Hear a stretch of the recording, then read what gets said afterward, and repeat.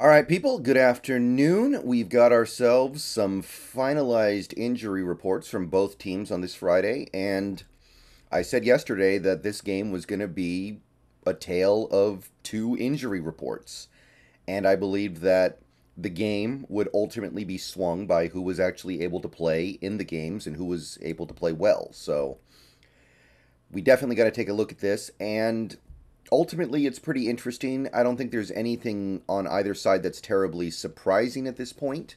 And at the end of the day, there's still some information that we don't know that we're going to just have to kind of wait and see on. We might not know until Saturday night or even an hour before the game. But working with what we have here, I think we can start to kind of piece together what we can expect from this Chargers game. So let's start with our injury report. This came out just a little bit ago. It's pretty clean, but there's one very significant problem. Isaiah Dunn is out with a hamstring. That's fine. He wasn't really playing very much. He was a special teamer. Artie Burns is doubtful.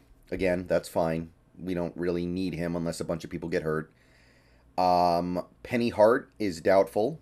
Okay, he wasn't necessarily going to get more than a couple snaps over the course of a game unless someone else gets hurt. And actually, that may be somewhat significant, but I do look for this team to maybe call up somebody like a Bo Melton or Cade Johnson. So, Penny Hart being doubtful, fine. And Gabe Jackson is also doubtful, so you are likely looking at another game from Phil Haynes, which I'm totally fine with. And if there were to be an injury during the game, I assume that means that Curhan would get involved, which I got no problem with because Curhan, he's shown a real propensity to be a great run blocker when you put him at guard. So that's okay. I wasn't really expecting Gabe to play in this game. And honestly, I've said it before, I'm all about a youth movement at some of these positions, especially a guy like Gabe who it's not overly likely he's here next year. I know we just restructured his contract a little bit, but we're still talking about less than 5 million dead to let him go next year. So I got no issues with him missing games this year. I'd rather take a look at a guy like a Phil Haynes, rather take a look at a guy like a Jake Curhan at guard. So that stuff, I'm not hugely concerned about any of it. That Chargers interior defensive line, Jerry Tillery's playing okay, but there's nothing in there that is overly fearsome to me. So it's not like I'm super worried that, oh no, we don't have Gabe Jackson. And again, it's not even like Gabe Jackson is playing great. So that stuff I can certainly live with. But Tyler Lockett is questionable with a hamstring injury, and that. Some people were saying that on Thursday he sat out practice because he got a rest day. No, it was not a rest day. Or if it is a rest day, there maybe something happened today. I seriously doubt it. But he is questionable, and I'll say this: I think he plays. I think he will play. But the problem is, if he's not 100%, then that really limits his ability to do what he does best, which is get open. Right? I posted the stat, or I talked about the stat a couple weeks ago in a video. Lockett is getting open better than any receiver in the NFL right now, pretty much. He is doing a masterful job of getting open. And we saw it against the Cardinals when we know he was playing through a hamstring injury. Against the Cardinals, he didn't get open as much. There was that one play right at the end of the game where we tried to ice it with a 40-yard shot to him, and he didn't get open at all. Marco Wilson was basically attached to his hip. And I know it's just one play, but throughout the whole game, you would say that Lockett wasn't the dominant threat that he was in most other games. So the hamstring seems like it's limiting him, and the hamstring injury is not something that is just going to go away if he continues to play on it. Again, I think he plays, but I'm not feeling like he's going to be himself. This is not something you just play through and everything's okay. So a little bit concerned about the Lockett hamstring situation. It definitely seems like it's real, and I I believe that we're talking about a player here who is dramatically affected by his ability to get open, by his ability to utilize his hamstring to its full abilities. So we'll see what happens in the next couple days, but I'm kind of in a place right now where even if he does play whatever, he's still going to be very, very limited and not the same Tyler Lockett that we've come to expect. And that brings us to the Chargers side of things, their injury report.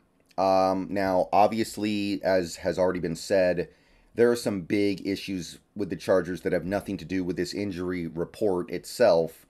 They've got no Bosa, and they've got no Rashawn Slater. So they've got big issues. Those two guys, really, really good players, borderline all pros. So that alone is killer. But if you take a look at what's going on with this injury report, we can say they're going to be significantly limited in what they can do on Sunday.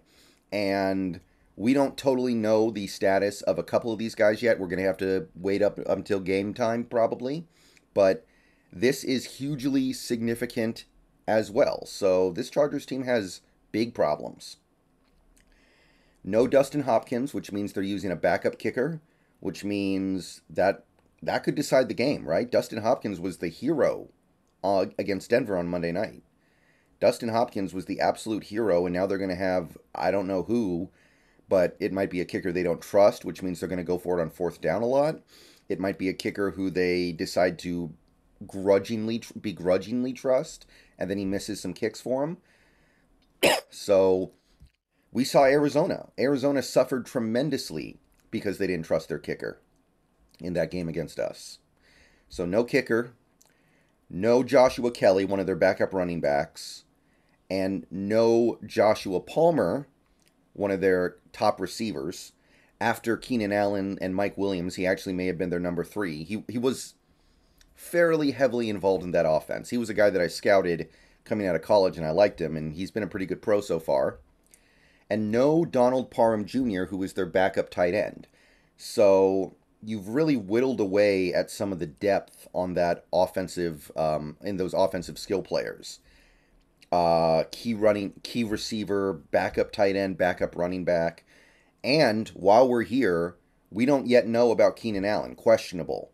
And Keenan Allen has been a guy who, ever since he got hurt week 1, feels like every week I hear, oh, he's almost back, he's almost back, he's almost back. And then it gets to game day and it's like, no, not playing, can't do it, not ready yet, next week. It's always next week. So honestly, I'm kind of feeling like you can flip a coin on Keenan Allen playing. I could see it either way. I think they have the bye week next week, so they might just say, you know what, sit him out. We'll get him back after the bye week. He's going to have an extra week off. That I kind of feel like that would be the smart thing to do based off everything I'm hearing. I don't believe he had a full practice on Friday. So honestly, if I had to guess, and it would be a guess, I would say Keenan Allen probably doesn't go. And when you're already taking away guys like Palmer, Parham, and to a certain extent Kelly, they're really, really down to the nub on that offense in terms of guys who can complement Herbert. And Sebastian Joseph Day, also questionable. One of their run stuffers up on that defensive line. Not playing great so far this year. I mean, that defense in general has been a big disappointment. I know they're missing some guys, but still a huge disappointment. But Sebastian Joseph Day, he's better than the guy behind him, right? Or else he wouldn't be starting. Like, that's typically how it works in the NFL. So, significant because I think we're going to want to run the ball on this Chargers team. I think you can. And if they don't have their starting run-stuffing one-tech, which Joseph Day pretty much is, that's significant. So I like our ability to be able to attack their weaknesses if they don't have him. And that's it for this injury report update. That's what we got. I'm worried about Lockett, but the Chargers, they got big problems on that front. So we'll see how things shake out the next couple days. See you guys later. Go Hawks. Let me know what you think.